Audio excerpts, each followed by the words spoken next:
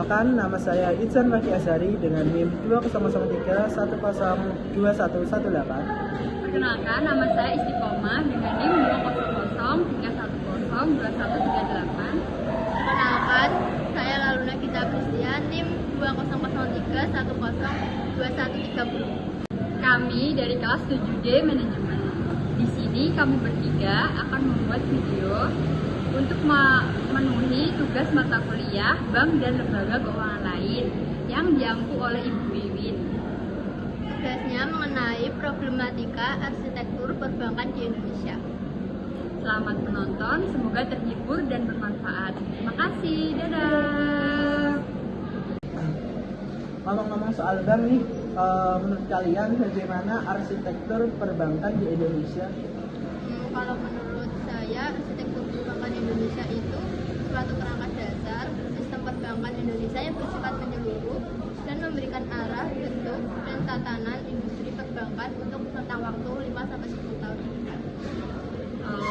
Dari yang saya ketahui itu, arsitektur perbankan Indonesia merupakan kerangka dasar sistem perbankan Indonesia yang ditunjukkan oleh Bank Indonesia pada tanggal 9 Januari 2005.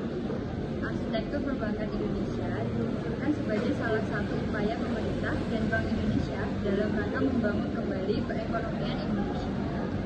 Oh, begitu. Jadi dapat disimpulkan bahwa arsitektur perbankan Indonesia akan menjadi arah dan bentuk yang dituju oleh perbankan nasional. Jadi kalau arsitektur perbankan Indonesia itu membangun perekonomian Indonesia, mengapa pertumbuhan kredit di Indonesia itu masih rendah? Pertumbuhan kredit di Indonesia masih rendah. Hal tersebut dilihat dari dua sisi. Yang pertama, yaitu sisi penawaran kredit. Dalam hal ini, pihak perbankan melihat dari resiko kredit yang macet. Sementara dari sisi permintaan atau dunia usaha pun masih rendah dikarenakan dampak oleh COVID-19. Pemberian kredit pada dasarnya dipengaruhi oleh beberapa faktor, diantaranya yaitu dana pihak ketiga, sertifikat Bank Indonesia, dan tingkat suku bunga kredit. Oh begitu. Kalau menurut saya sih, karena kredit yang disalurkan itu cukup rendah sehingga mengakibatkan perekonomian juga cukup rendah. Namun, jika semakin tinggi kredit yang diberikan, itu akan meningkatkan pertumbuhan ekonomi. Oh, jadi begitu. Lalu, bagaimanakah agar struktur perbankan di Indonesia ini bisa menjadi lebih optimal?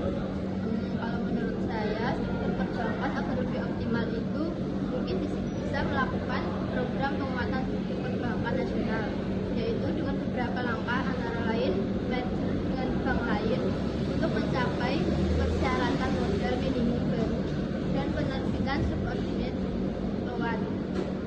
Apa sih yang dimaksud dengan subordinated loan itu?